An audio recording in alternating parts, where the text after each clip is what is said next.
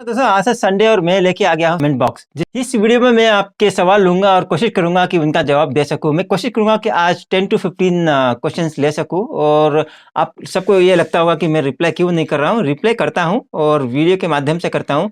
और ये भी कोशिश करूंगा कि मैं कमेंट में ही रिप्लाई करने की करता भी हूँ। और दोस्तों आपके सवाल का मुझे रिप्लाई करने के लिए वीडियो के माध्यम से मैं क्यों चूज करता हूँ, क्योंकि दोस्तों आपका सवाल जो होता है हो सकता है कि और भी लोग इस चैनल पे जो देख रहे हैं उनके लिए भी मतलब यूज हो सकता है। करेक्ट, सभी के दिमाग में भी ये सवाल हो सकता है, इसलिए मैं वीडियो बना के डालता हूँ ताकि सबको बेनिफिट मिले। हो सकता है कि आपने एक सवाल पूछा, हो सकता है कि अगले 1000 या 2000 लोगों को भी यूज हो या फिर 100 लोगों को यूज हो, इसलिए मैं सबसे शेयर करता हूँ। तो आज मैं 10 से 15 सवाल लूंगा दोस्तों, उनका जवाब दूंगा। हो सकता है कि ये 10 से 15 सवाल सभी के लिए यूज हो। तो चलिए आज का वीडियो शुरू करते हैं। Tired of watching many YouTube videos on visa tips but still not satisfied? I will help you with my experience and knowledge. Subscribe my channel for regular videos. Thank you. सबसे सवाल है दोस्तों, ID है केबी और कहते कि मेरे भाई की शादी है फरवरी 2020 में और मेरा यूएस वीज़ा एक्सपायर हो गया है और कब तक उम्मीद है कि हम अप्लाई कर सकें। दोस्तों अब मेरे ख्याल से सभी से बोलता हूँ कि क्वेश्चन जब पूछते हैं ठीक तरह से कंप्लीटली पूछिए, क्योंकि ये बोलते हैं कि मेरी भाई की शादी है फरवरी 2020 में, मतलब शादी था शायद वो बोलना चाहते हैं। और ये भी नहीं लिखा कि वो जाके आए या जाने वाले थे या शादी के लिए अप्लाई किया था। जहाँ तक मेरा मानना है मतलब शायद वो जाना चाहते थे लेकिन नहीं हुआ, एक्सपायर हो गया है यूएस वीज़ा, या फिर मिला था जाके आए एक्सपायर हो गया है। तो उनके सवाल के लिए मेरा यही जवाब है कि अभी B1 B2 वीज़ा अभी तो बैन है एक्सेप्ट दी इमरजेंसी केस। अभी आप अप्लाई नहीं कर सकते, 2-3 महीना और भी लग सकता है। हाँ, B1 B2 में अभी कौन जा सकता है या फिर अप्लाई कर सकता है? नंबर 1, अगर इमरजेंसी कैटेगरी हो तो, यानी कि कोई मेडिकल ट्रीटमेंट करने के लिए जाना हो तो आप जा सकते हैं, उसके लिए डॉक्यूमेंटेशन देना पड़ेगा। प्लस किसी फैमिली मेंबर जो यूएस में रहते हैं उनका डेथ हो गया है तो वो अटेंड करने के लिए जाना पड़ेगा, शायद फ्यूनरल के लिए जाना पड़ सकता है, उसके लिए अप्लाई कर सकते हैं। और ऐसा कोई भी जो इमरजेंसी कैटेगरी में आता हो आप लोग जा। सवाल है हमारे दोस्त आर सिंह जी से, वो बोलते हैं कहते हैं कि कोई अपडेट दो विजिटर वीज़ा के लिए B1 B2 का। आर सिंह जी वही कहूँगा कि मतलब B1 B2 वीज़ा अभी आप अप्लाई नहीं कर सकते, मतलब कर सकते हैं लेकिन आपको मिलेगा नहीं, डेट यानी कि पीछे का मिलेगा, यानी कि बहुत लेट मिलेगा। हाँ, अगर मिलना है B1 B2 वीज़ा के लिए इमरजेंसी कैटेगरी में अप्लाई कर सकते हैं और एक्सपेडाइट करके आप डेट यानी कि प्रीपोन कर सकते हैं, लेकिन नॉर्मल विजिट के लिए अभी तक नहीं। हाँ, कुछ लोगों का ये भी सवाल था कि कमेंट बॉक्स में कि हमारे पास ऑलरेडी यूएस वीज़ा है, मेरे पास भी है, ठीक है, कैसे जा सकते हैं यूएस में? ठीक है, अभी तो यूएस विजिटर वीज़ा नॉर्मल नहीं है क्योंकि इंडिया इज़ नॉट अलाउड। वो लिस्ट हुआ कि मतलब इंडिया से मतलब यूएस में नॉर्मल विजिट के लिए अलाउड नहीं है, बैन है। हाँ, कुछ लोग का ये कहना है कि यहाँ से ऐसे कंट्री में जाओ जिस कंट्री से यूएस में अलाउड है। एग्जाम्पल, मैं यहाँ से दुबई जा सकता हूँ, एग्जाम्पल दुबई में रह के दुबई से यूएस जा सकता हूँ, दुबई से यूएस अलाउड है, लेकिन दुबई में XYZ डे वहाँ पे क्वारंटाइन रहना पड़ेगा अगर यूएस जाना हो तो। यानी कि कुछ अलग सा रूल है, मैं अगर आपको चाहे तो डिटेल बनाऊंगा उसके बाद, ठीक है। मैंने कि वाया कंट्रीज, अगर आप यूएस जाना चाहते हो जा सकते हो, लेकिन वाया कंट्रीज जाना पड़ेगा। इंडिया से डायरेक्ट फ्लाइट नहीं है, देंगे नहीं आपको, जा भी नहीं सकते। आपको ऐसा कंट्री सेलेक्ट करना पड़ेगा जहाँ पे जिस कंट्री से आप यूएस जा सकते हैं अलाउड है, तो उस कंट्री में पहले जाना पड़ेगा, तो उस कंट्री में रह के कुछ दिन एज पर क्वारंटाइन रूल, उसके बाद यूएस में जाना पड़ सकता है। तो अभी के लिए तो वेट करना पड़ेगा R Singh ji. So guys let's pick up the next question which is from Raghbir Singh. He is asking that hi sir, my sister's sons have marriage 10th November, so we can travel in September USA. Please answer me. So he's asking that my sister's son marriage, nothing but nephew marriage is in November 10th in US. So can I travel? So the answer is Mr. Singh, you cannot travel because marriage is not under emergency. You are not allowed, so you cannot apply also. And even though if you apply, you will not get date also. And even though if you want to try for expedite emergency case, you will not get, because marriage is not under emergency. You will not get, so you may have to wait for some time. Okay. It's a very important question from Manya Dairies ID. He's asking that he or she, sorry, I don't know who is that. So can we try point base for UK from India also? Yes, definitely we can try point base from UK like Canada. So I think we need to wait for some more time for implementation of the policies and implementation of entire procedure. So once the implementation is done, so I will get in touch with you and I will make a detailed video मान्य डेरिस ID. सो दोस्तों ये सभी के लिए है, मतलब UK ने भी पॉइंट बेस्ड सिस्टम अप्लाई कर दिया है परमानेंट रेजिडेंसी के लिए और वहाँ पे रहने के लिए। जैसे कनाडा में है, पॉइंट बेस के जरिए आप जाते हैं तो 5 साल तक वहाँ पे रह सकते हैं। तो मैंने एक वीडियो भी बनाया था कनाडा के लिए, तो आप चाहे तो जाके देख सकते हैं। सिमिलरली अगर आप सभी मेरे से पूछते हैं कि मतलब यूके पॉइंट बेस्ड सिस्टम का भी एक वीडियो बनाए, मैं कोशिश करूँगा कि बहुत जल्द डिटेल वीडियो बना के डालूँ। लेकिन हालाँकि जहाँ तक मेरा जानकारी है, अभी शुरू नहीं हुआ है, वहाँ पे शुरू करने का इंतज़ाम किया गया है, मतलब प्लान कर रहे हैं। Pick up the next question, guys. That is from Vaibhav Wane, and he's asking what about the C&D visa in Mumbai city. So, Mr. Bane, actually, if you are aware, my previous videos and any news from the embassy, so C&D visa comes under the allowed category, and in case if you really have any documentation and you are supposed to go under C&D visa, and if you have anything that may be a flight or cargo or in ship anything, if you have valid document, valid training or valid training documents, or if you have valid work visa under C1D, you can apply for the online what you call consulate interview or like visa.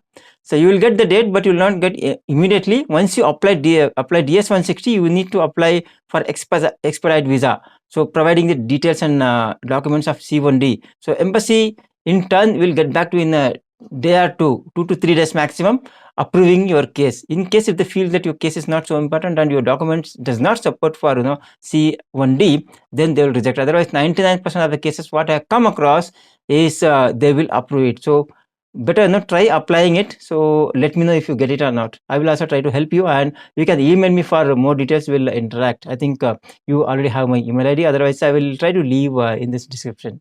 सवाल लेते हैं राजेश पाटिल जी से। वो कहते हैं कि IR5 category parents visa के लिए अप्लाई किया था, कब तक ओपन होगा? 2019 में उन्होंने अप्लाई किया था एक्चुअली। देखिए पाटिल जी, आपने अगर 2019 में अप्लाई किया है तो रिजेक्ट हुआ, क्या हुआ आपने बताया नहीं है। अगर आपको कोई आंसर नहीं मिला है तो शायद मतलब कैंसिल हो गया होगा, अगर SMS मिला है तो। नहीं तो शायद बेस्ट वे है कि आपको रीअप्लाई करना पड़ेगा। और कमिंग टू एम्बेसी, ये पटेल जी एक्चुअली अभी तक ओपन नहीं हुआ है इस कैटेगरी, फैमिली वीज़ा कैटेगरी के लिए। तो ये भी ओपन होगा जब आपका ये B1 B2 visa normal category open होगा, क्योंकि ये फैमिली वीज़ा कैटेगरी अभी इमरजेंसी केसेस में नहीं आ रहा है, क्योंकि this is related to parents. तो थोड़ा टाइम के लिए आपको वेट करना पड़ेगा। नेक्स्ट क्वेश्चन फ्रॉम हिमाली Vora, asking that which situation we can consider as emergency visa for B1 B2 category. Please provide details with embassy email so I can apply.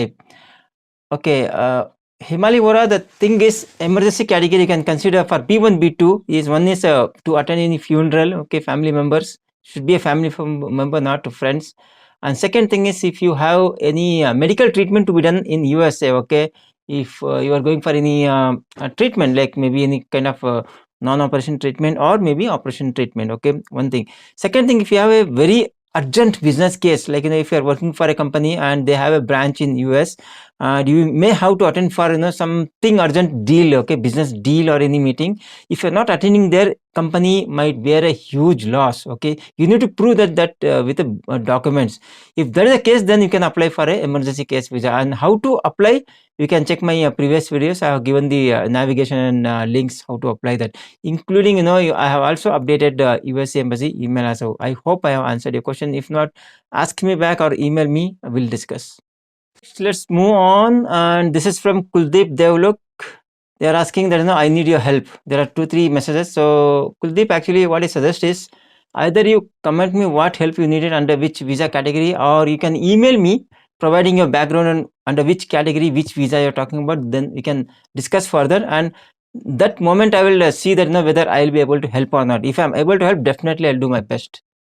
The next question is very, very important, and this question is for each and everyone, and I am sure that everyone is looking for this question, guys. So listen carefully. And first of all, I want to thank, this is ID from Savi Nagra. Savi Nagra, thank you very much for picking up this question.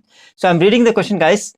Bro, I am applying for C1D visa. There are no slots available for Delhi. How many times I can visit on site for slot booking? Sometime dates showing, but when I try to book, suddenly goes on not available. And which date showing, that is for next year, Jan, Feb, and Jan and Feb joining date. My joining date is 1/11/2021 is saying. So should I book whatever date they are showing and later on apply for emergency request? Is it possible? Guys, I will try to explain in one line. He is trying to apply visa for under C1D category, which is for crew member, and he's saying that whenever I'm trying to apply, sometimes it goes, it just vanishes, it gets hangs, not available. This is because, guys, like you, there are many thousands of people applying together. That's why site is getting stuck. Number one. Number two, sometimes he's also getting the dates, but he's getting next year date. The problem is he has to join 1st of November. He has to resume the job on 1st of November, job or training, whatever it is. So this is August, right? September, October. There are 2 months left. So rightly said, Savvy, what you do is you apply for a visa, DS-160, fill up everything, and whenever you get the date, maybe next year only, please select that date, whatever date you're getting.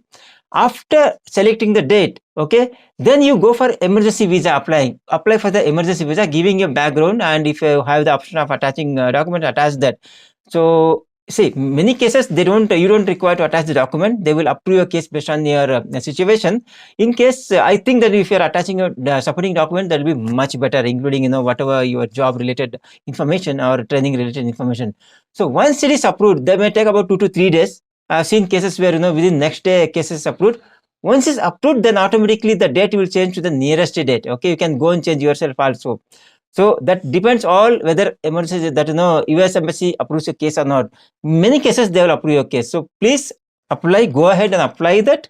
And once you apply, please go to the section of emergency visa and apply. Definitely you will get it. I hope you answer your question, and definitely this is helping others also. So मैं हिंदी में भी बता देता हूँ कि सावे नागरा जी ने actually वो C1D visa apply करना चाहते हैं, जो कि क्रू मेंबर के लिए है। वो कहते हैं कि सर, जब भी मैं अप्लाई कर रहा हूँ, कभी कभी डेट आता है, कभी कभी डेट नहीं आता है। यह इसलिए होता है दोस्तों कि हम जैसे हजारों लोग अप्लाई करते हैं तो सिस्टम हैंग हो जाता है। नंबर 1। नंबर 2, जब डेट मिलता है, इनको डेट इस साल का नहीं मिल रहा है, अगले साल का मिल रहा है, या फिर इस साल दिसंबर का मिल रहा है, कभी भी लेट का मिल रहा है, तो ठीक है, मतलब इनको जाना है वहाँ पे, जॉब स्टार्ट करना है 1 नवंबर को, 2 महीने बाकी है। तो तरीका एक ही है दोस्तों, ये एक्चुअली इमरजेंसी कैटेगरी में आता है C1D वीजा। तो पहले तो आपको नॉर्मल चैनल पे अप्लाई करना पड़ेगा। जो भी डेट मिलता है आपको सेलेक्ट करना पड़ेगा। शायद बोलिए कि जनवरी फरवरी 2022 का मिल रहा है, नो प्रॉब्लम।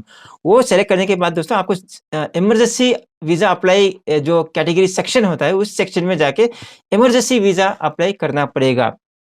जैसे अप्लाई करेंगे, यानी कि आप सपोर्टिंग डॉक्यूमेंट भी अटैच कर सकते हो, या फिर आप अपना बैकग्राउंड भी दे सकते हो कि मतलब आप इमरजेंसी वीजा अप्लाई करना क्यों चाहते हो। एक रीजन हो सकता है कि आपका जॉब है, आपको जॉब रिज्यूम करना है, और 1 अगस्त को 1 नवंबर से आपका जॉब है, या फिर 1 नवंबर से आपका ट्रेनिंग है एज ए क्रू मेंबर। तो वो जाएगा एम्बेसी को, एम्बेसी रिवोक करेगा। 1 या 2 दिन के अंदर अंदर एम्बेसी आपका केस रिजेक्ट करेगा या तो फिर अप्रूव करेगा। ज़्यादा से ज़्यादा केसेस में देखा हूँ कि ये अप्रूव हो जाता है दोस्तों। जैसे वो अप्रूव होगा, डेट नियरेस्ट डेट में सेलेक्ट हो जाएगा, या फिर आप सेलेक्ट भी कर सकते हैं। उसके बाद आप उस डेट में जाके इंटरव्यू अटेंड कर सकते हैं। आप इंटरव्यू पास कर देते हैं तो आपका वीज़ा भी अप्रूव हो जाता है और आप यूएस जा सकते हो C1D वीज़ा पे। तो ये इंपॉर्टेंट क्वेश्चन है दोस्तों, ध्यान रखिए। ऐसे चीजें आते हैं जो सबको पता नहीं रहता है, हड़बड़ी में क्वेश्चन पूछते हैं और हड़बड़ी में बोलते हैं कि हमको नहीं मिल रहा है। तो बी वेरी केयरफुल दोस्तों। मैंने 10 क्वेश्चन पिकअप कर लिया, मैंने काउंट किया। मैंने कहा था 15, लेकिन मुझे लगता है कि 15 क्वेश्चन में आंसर करूंगा तो थोड़ा लंबा हो जाएगा। अगर आपको लगता है कि और एक सेशन बनाना चाहिए तो मेरे को बताइए कमेंट्स सेक्शन में, मैं जरूर बनाऊंगा आज या कल तक और एक सेशन, मतलब और एक एपिसोड और एक 10 क्वेश्चन लूंगा। और हो सकता है कि कुछ लोगों का क्वेश्चन पिकअप नहीं हुआ, क्योंकि इस बार मैं रैंडमली पिकअप किया हूँ। अगर आप लोगों को लगता है कि मतलब आपका क्वेश्चन भी आंसर करना है, आप मेरे को कमेंट में बताइए, मैं डेफिनेटली आंसर करने की कोशिश करूंगा और एक वीडियो के जरिए।